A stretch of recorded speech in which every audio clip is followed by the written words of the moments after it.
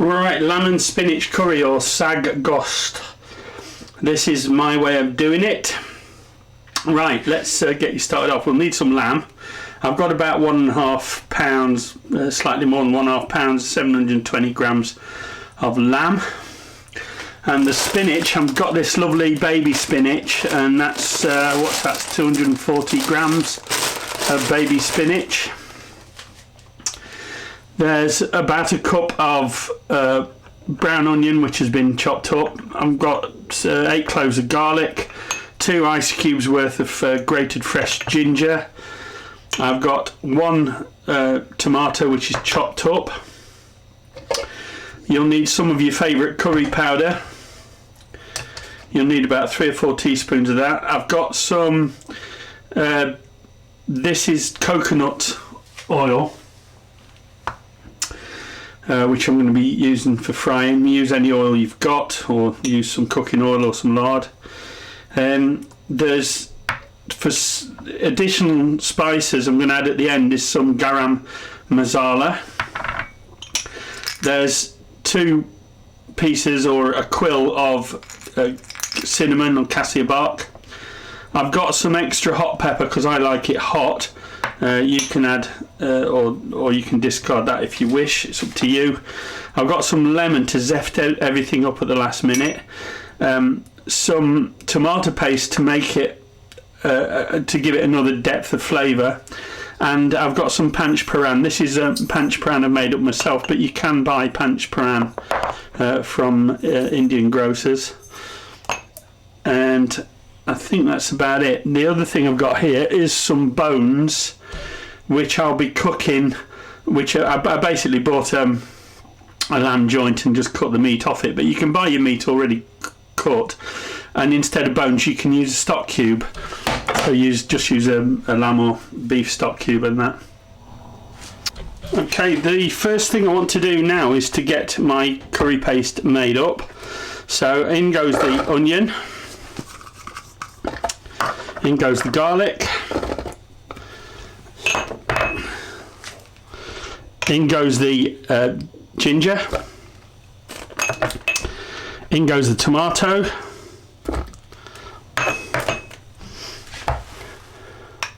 in goes the tomato paste, and in goes about 3 heaped teaspoons of your favourite curry powder. And you might need a splash of water on that just to loosen it up a little bit. But I'm just going to take this away now and whiz it. I'll spare you the noise from that. Alright, that's got it blended up nicely. It doesn't matter if it's a little bit lumpy, it's kind of desirable. But if you do need to add water, only add a tiny bit at a time. I only added about half a shot glass of water, and that helped it get to where it is. The reason is because we're going to fry this, and it's just going to take longer and longer the more water you've got in it. So just add just enough water to get the job done, if you know what I mean. Right, let's get on and start this beast. I'm going to first get my saucepan up to heat, and then I'll get back to you. Alright, that oil's coming up to the heat. Sorry, the saucepan's coming up to the heat, and now I'm adding my coconut oil, getting that moving around in there. And it's at this stage I want to add about a teaspoon of my panch paran, and that goes in there.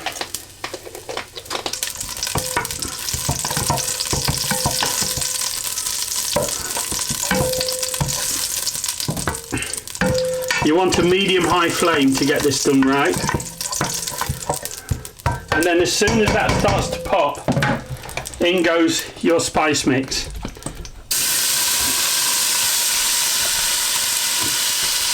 In goes the curry paste.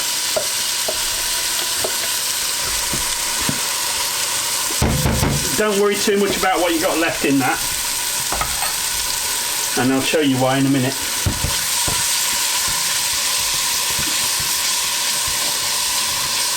And we need to stir that now. You see it's issuing quite a lot of steam. but I haven't turned on my steam cooker hood because it makes too much noise for this purpose.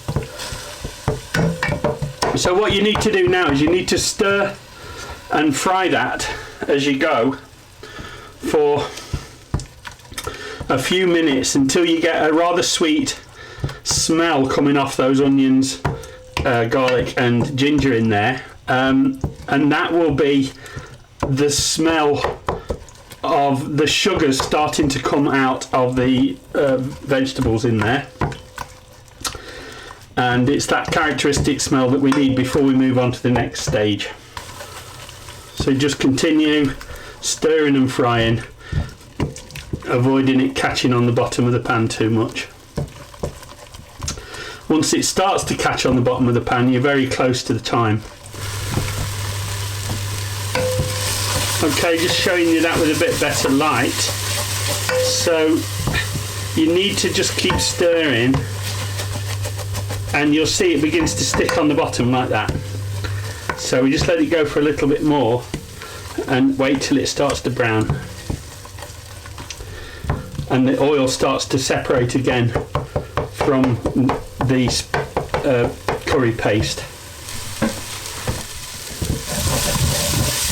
So there you see it's starting to stick to the bottom right now. So at this stage in goes a shot glass of water, no more, and spread that around, and then continue the fry down process as before, so until the oil starts to separate. That gives us the day 2 taste on day 1. It's a really good technique and it really works, so it's gives you real good flavour. So we'll keep that stirring and frying for a couple of more minutes, and then we can add our meat. So there you go, that's frying down rather nicely. At this stage I'm going to add my meat, all of it, into there, and I'm going to fry that in the mixture until the meat seals. It's all about getting the flavour punched right into that meat. I just keep stirring and frying because I don't really want it to catch and burn anywhere. Okay, once you're happy that that's coming up nice and brown, that the meat is pretty much sealed, in goes enough water to just come up to the level of the meat.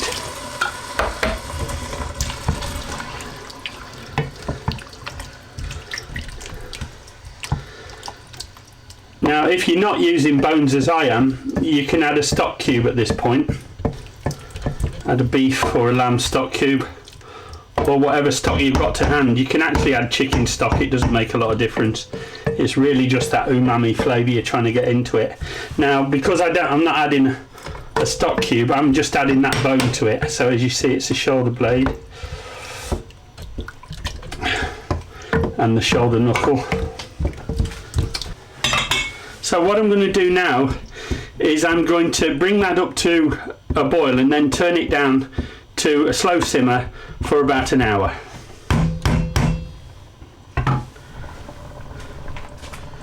So now as you see, that's coming up to the boil. I'm just going to cover that and simmer that now. Somewhere between 45 minutes and an hour should tenderise the meat perfectly. So test a bit of meat and see if it's tender, and then we're good to go. Alright, on to the next step. Alright, I want to get this spinach really well chopped up, so what I'm going to do is I'm going to add it to my food processor with some water and turn it into a slurry. So as you see there, I've chopped it so it's really just a really fine slurry, and the reason is this: we don't want any long pieces of spinach catching and dripping off our chin, making a mess of our faces. The other option you've got, of course, is to use several cubes of pre-frozen chopped spinach, which is another possibility, and you can just literally put those straight into the saucepan, but I much prefer this method with fresh spinach. I've used fresh baby leaf spinach here, but you can certainly use chopped frozen spinach. That would probably be a little bit easier than the method I've chosen here, but I actually do prefer the flavour of fresh and the colour of fresh spinach. Right, so that's ready, and now all we're doing is waiting for our meat to finish. One thing I neglected to show you as well, it's at the simmering stage, in goes our cassia bark. Forgot that bit. Alright, let's take a look at this. Oh, it's coming along nicely. I want to just give it a quick taste, because I need to salt this definitely. Okay, definitely need salt. So I'm going to add a teaspoon and a half of salt, get that stirred in, and lots of black pepper, because I love black pepper. Have another taste, fresh spoon. That's wonderful. This kitchen smells amazing. I'm going to put a squeeze of lemon juice into that, so I'm just using that much lemon. I'm going to drop that into it. Helps to perk up the flavour a bit. And now in goes all the spinach, and you can turn the heat up for this. So you want to turn the heat right back up to about 3/4, and in goes all your spinach. Give it a good old stir, and in goes the pepper. That's optional. I like it very hot, so I've got a whole Scotch bonnet pepper going into that. And now what I want to do is I want to get that simmering quite quickly. So we bring it up to the boil and then turn it to a simmer, quite a rapid simmer, and to allow some of the water to evaporate off it. That's reducing quite nicely there. You can reduce it more until it's almost dry, depending on your taste, but I'm going to leave that nice and loose because my brother's going to have that with some rice. And I really want you to try this one, guys, because I want you to know why I love this dish so much. In goes your garam masala. Stir it in, and then just allow that to cook for 1 more minute, and then switch it off and serve it up. And boy, are you in for a treat.